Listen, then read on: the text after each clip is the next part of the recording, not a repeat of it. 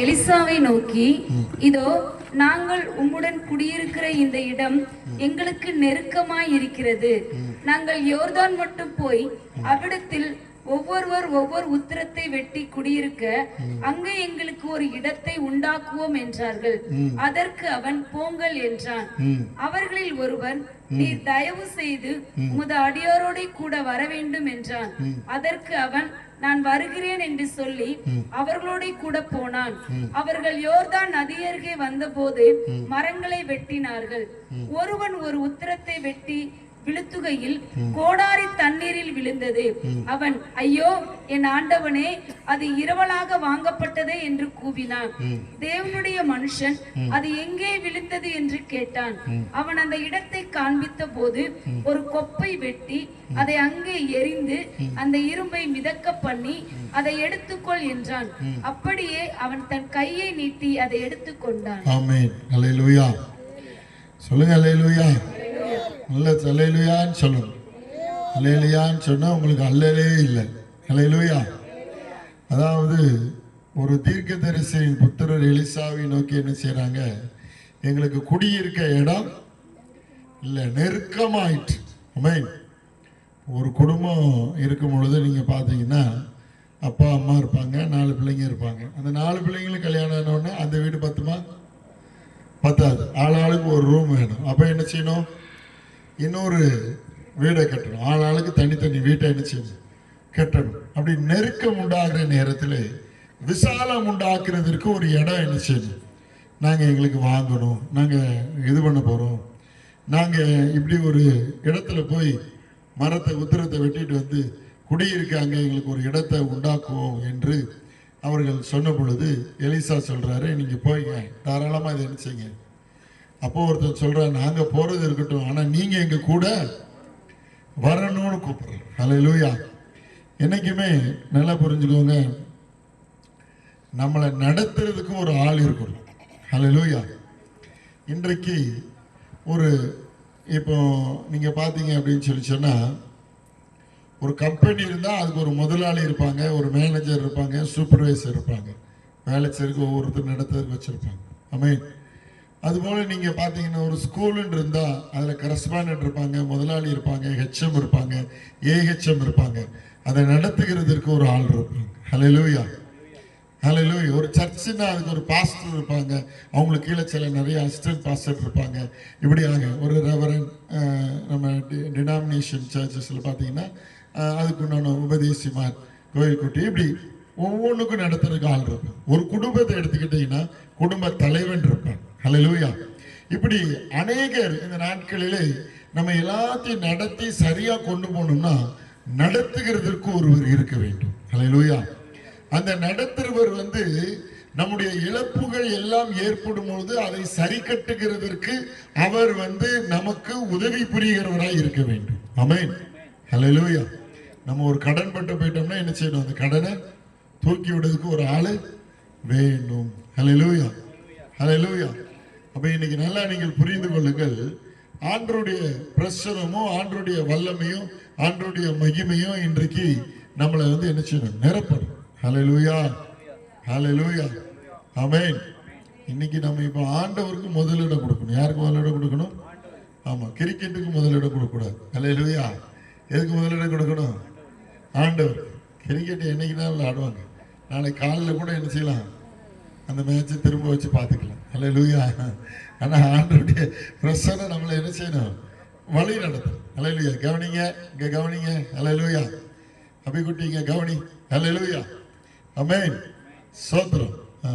Bible எங்க? Bible இருந்தியா? ஸ்தோத்திரம். ஆமென். சரி, இன்னைக்கு பாருங்க, ஒரு நெருக்கம் உண்டாயிட்டு இதுல இருந்து ஒரு இடம் உண்டாக்கணும்னு சொல்லிட்டு ஆட்களை கூட்டுட்டு அந்த உத்தரத்தை வெட்ட போறாங்க. மரத்தை போய் வெட்டிக்கிட்டு இருக்கும் போது என்ன ஆகி போச்சு? கோடாரி என்ன செஞ்சுட்டு தண்ணிக்குள்ள, தண்ணி ரொம்ப ஆழம் போல. ஐயையோ, இது இரவலா வாங்கினாங்க, கோடாரியே இப்படி விழுந்துட்டேன். இன்னைக்கு நிறைய பேர் பாத்தீங்கன்னா வாழ்க்கையில எப்படியாவது முன்னேறிடணும் அப்படின்னு சொல்லிட்டு கடனை உடனே வாங்கி பெரிய இதா நடத்தலான்னு பார்க்கலாம். ஆனா கடைசியில் என்ன ஆகி போச்சு? கடன் வாங்கினதான் மிச்சம், தொழிலையும் என்ன செய்ய முடியல, முன்னேற்ற முடியல. ஒரு லோன் போட்டு நம்ம நல்லா பெரிய ஆளா ஆயிரலாம்னு நினைக்காங்க. ஆனா திடீர்னு என்ன ஆகிப்போகுது, லோனையும் கட்ட முடியல, போட்ட முதல்ல என்ன செய்யல, மொத்தமும் போய் ஐயோ என்ன செய்ய. அப்போ இந்த சூழ்நிலையில அவங்கள நடத்துகிறதற்கு ஒரு ஆள் தேவை. அல்லேலூயா. இப்படி விழுந்து போகும் பொழுது அவங்களை எழுப்பி நிப்பாட்ட உட்கார வைக்கிறதுக்கு ஒரு லீடர் தேவை, ஒரு நடத்துறவங்க ஒருத்தவங்க தேவை. அல்லேலூயா. இங்க எலிசாங்கிற தீர்க்கதரிசியை கூட கூட்டு போயிருந்ததுனால, ஐயோ நான் இரவலா வாங்கிட்டு வந்த கோடாரி விழுந்துட்டு நான் என்னங்க செய்வேன் ஆண்டவனே அப்படின்னு ஒன்னும் கவலைப்படாதுன்னு சொல்லி ஒரு கொப்பை வெட்டி அந்த தண்ணியில போட்டாரு. போட்ட உடனே முங்கின கோடாரி என்ன செஞ்சுச்சு, மறந்துட்டு. கோடாரி இரும்பு துண்டு மிதக்குமா, மிதக்குமா? ஆனா அங்க மிதக்க வச்சார். அல்லேலூயா. இன்னைக்கு நிறைய பேரு என் வாழ்க்கை அவ்வளவுதான், மூழ்கி போயிட்டு. தண்ணிக்குள்ள மூழ்கினா அது வெளியில வருமா இரும்பு துண்டு? ஆனா அன்னைக்கு வெளியே வந்துச்சு. என்னன்னா அவர் ஒரு மரத்தை வெட்டி அதுல போட்டாரா, அந்த முங்கின கோடாரி என்ன செஞ்சுச்சு, மேல வந்து மிதந்துட்டு. அதை கையை நீட்டி எடுத்துக்கோப்பா அப்படின்னு சொல்லி சொன்னார். எவ்வளவு பெரிய அற்புதம், அதிசயம் பாருங்க. இன்றைக்கு அப்படிதான் நிறையவருடைய வாழ்க்கையானது மூழ்கி போய்விட்டது. இந்த வாழ்க்கை வந்து வியாதியினால சிலருக்கு மூழ்கி போயிருக்கலாம், சிலருக்கு கடன் பாரத்தினால மூழ்கி போயிருக்கலாம், சிலருடைய வாழ்க்கையில போராட்டங்கள், சண்டை போட்டுட்டே இருப்பாங்க பக்கத்துல இருக்கவங்க மற்றவங்க, இப்படினால மூழ்கி போயிருக்கலாம். அல்லேலூயா. சிலருக்கு சில தோல்விகள் மேல் தோல்வி வரலாம். நீங்கள் நினைத்து போகிற காரியங்களிலே உங்களுக்கு வெற்றி இல்லாம இருக்கலாம். என் பிள்ளைகள் எதிர்காலத்தில் எப்படி ஆவார்கள், இவங்க வாழ்க்கையில எப்படி ஆகும், அப்படி ஆகும்னு சொல்லிட்டு இன்னைக்கு தோல்வி குறித்து நிறைய பேர் இன்னைக்கு முங்கி போன நிலைமையில் இருக்கிறீர்கள். முங்கின உங்களை தூக்கி நிறுத்துகிறதற்காக தான் இந்த கூட்டத்தை இயேசு கிறிஸ்து அரேஞ்ச் பண்ணியிருக்கிறார். அல்லேலூயா, அல்லேலூயா. அப்போ இன்னைக்கு மூழ்கி போன அந்த இதை அவர் எடுத்து செஞ்சுட்டாரு, கொடுத்துட்டாரு. அவன் சந்தோஷமா அவனுக்கு என்ன செஞ்சுட்டு வந்துட்டு. இன்னைக்கு நிறைய பேருடைய வாழ்க்கை அப்படிதான் மூழ்கி போய் விட்டது. ஆமென். மூழ்கி போயிடுச்சு, அவ்வளவுதாங்க. இனிமேல் இது என்ன செய்ய முடியாது, இது மிதக்காதுங்க, இது அவ்வளவுதாங்க அப்படின்னு நினைக்கிறீங்களா? உங்களை மூழ்கின இடத்துல இருந்து உங்களை தூக்கி மேல நிறுத்துகிற ஆண்டவர் இன்னைக்கு உங்க மத்தியில கடந்து வந்திருக்கிறார். அல்லேலூயா, அல்லேலூயா, அல்லேலூயா. அவ்வளவுதான் அப்படின்னு நினைக்கிறவங்க வாழ்க்கையில கர்த்தராகிய இயேசு கிறிஸ்து பெரிய காரியங்களை செய்ய அவர் வல்லமை உள்ள தேவனாய் இருக்கிறார். அல்லேலூயா.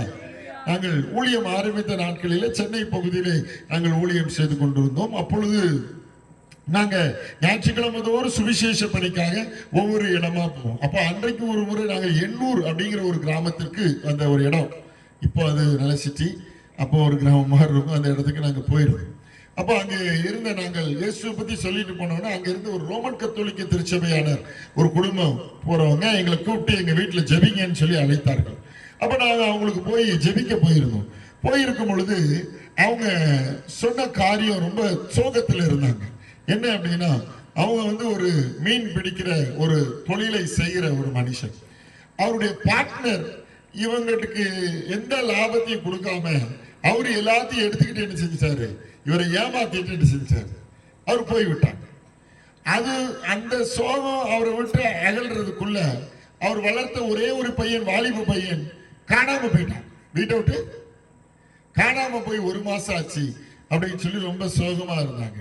அப்போ அவங்ககிட்ட சொன்னோம், நாங்க இந்த நாளில் உங்க தோல்வியை ஜெயமா மாற்ற இயேசுவால முடியும். ஆனா ஒன்றே ஒரு காரியத்தை நான் சொல்கிறேன், நீங்கள் கேட்க வேண்டும். நீதிமொழிகள் புஸ்தகம் 28ஆம் அதிகாரம் 13வது வாக்கியம் இவ்வாறாய் சொல்கிறது, தன் பாவங்களை மறைக்கிறவன் அவைகளை அறிக்கை செய்து விட்டு விடுகிறவனோ இரக்கம் பெறும். நீங்க செஞ்சது தப்பு இருந்தா, அறிஞ்சோ அறியாமலோ, புரிஞ்சோ புரியாமலோ, தெரிஞ்சோ தெரியாமலோ செய்த பாவங்களை எல்லாம் எசப்பா மன்னிங்க, உங்க ரத்தத்தினால கழுவுங்கன்னு ஒப்பு கொடுங்கன்னு சொல்லி அவங்களுக்கு நாங்கள் பாவ அறிக்கை செய்ய சொல்லி சொன்னோம். இயேசு கிறிஸ்து சிலுவையிலே மரித்து 3வது நாள் உயிரோடு எழுந்தார். அல்லேலூயா. நாங்க போயிருந்த ஒரு நேரம் இதே மாதிரி ஒரு இந்த ஈஸ்டர் பண்டிகை கொண்டாடுற நேரத்துக்கு முந்தின வாரம் தான் நாங்க போயிருந்தோம். இப்ப சொன்னோம், இயேசு கிறிஸ்து மரித்து போய் 3வது நாள் உயிரோடு எழுந்த மாதிரி இன்னும் 3 நாள்ல உங்க பிரச்சனை போயிடும், உங்க பையன் திரும்பி வந்துருவோம் அப்படின்னு சொல்லிட்டு வந்துட்டோம். நாங்க போனோம் ஞாயிற்றுக்கிழமை சாயங்காலம். நாங்க எப்போ ஒரு வியாழக்கிழமை எங்க ஃப்ரெண்டு ஒரு கூட்டம் நடத்துவாங்க டி நகர்ல. அப்ப பாருங்க, அங்க 3வது நாள் ஆயிட்டு பயம் வந்துருச்சு, என்னடா ஒருத்தரும் போன் பண்ணல ஒண்ணும் பண்ணலையே இருந்துச்சு. நாங்களும் கூட்ட பிஸியில் இருந்தோம். நல்ல கூட்டம். அன்னைக்கு திடீர்னு சாயங்காலம் பார்த்தீங்கன்னா 6:30 மணி கூட்டத்திற்கு அவங்க குடும்பமாக நிறைய பேர், ஒரு 10-15 பேர் வந்துட்டாங்க. வந்து அமைதியாக இருந்தாங்க. என்னடா அமைதியாக இருக்காங்கன்னு பார்த்தா, இவங்க நம்மளை பிடிச்சி கேட்க போகிறாங்க. 3 நாளில் பிரச்சனை சரியாகும்னு சொன்னீர், இப்போ சரியாகலையேன்னு கேட்க போகிறாங்களோ அப்படின்னு நினச்சிட்டு இருக்கும்போது அவங்க சாட்சி வேலை வந்தோடனே எழுந்திரிச்சு சாட்சி சொன்னாங்க. இந்த தம்பிமாரெலாம் வந்து சின்ன பையங்களாக இருந்து வந்துட்டு சொன்னாங்க, பாவத்தெல்லாம் அறிக்கையிடுங்கன்னு சொன்னாங்க. நாங்கள் அறிக்கையிட்டு ஜோம் பண்ணாங்க. ஆனால் பாருங்க, நேற்று அதாவது அந்த புதன்கிழமை காலையில் காணாம போன பையன் கிடைச்சிட்டாங்க. அல்லேலூயா. வீட்டுக்கு திரும்பி வந்துட்டாங்க. ஆமென். அடுத்து பார்த்தீங்கன்னா சாயங்காலம் போல நடந்த அற்புதம் என்ன அப்படின்னா, அவரை ஏமாத்திட்டு போன பிசினஸ்மேன், உன்னை ஏமாத்திட்டு போனதுல இருந்து என் வாழ்க்கையில நிம்மதியே இல்லைப்பா, ஒரே வியாதி, ஒரே பிரச்சனை, ஒரே போராட்டம்ப்பா, அதனால இந்தாப்பா ஓ கணக்கெல்லாம் நான் நீயே வச்சுக்கோப்பான்னு சொல்லி கொண்டு வந்து திரும்ப வந்து எல்லாவற்றையும் அவர் கொடுத்து விட்டார். அல்லேலூயா.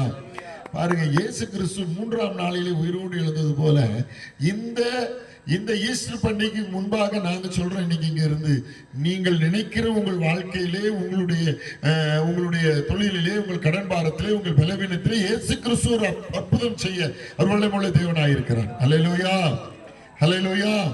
அப்ப பாருங்க, இன்னைக்கு முடிஞ்சது அப்படின்னு நினைச்சு வந்து உட்காருங்க. இல்லைங்க, இனிமேதாங்க உங்களுக்கு ஒரு துவக்கம் இருக்குது. அல்லேலூயா. எல்லாம் முடிஞ்சது, இனி கேவலப்பட்டதா, இனி அவமானப்பட்டது கிடையவே கிடையாதுங்க. ஏசாயா தீர்க்கதரிசன புஸ்தகம் 61ஆம் அதிகாரம் 7வது வாக்கியம் தெளிவாய் சொல்கிறது, உங்கள் வெட்கத்துக்கு பதிலாக இரட்டத்தனையான பலன் வரும் என்று சொல்லி வேதம் சொல்கிறது. ஏசாயா 61:7 படி.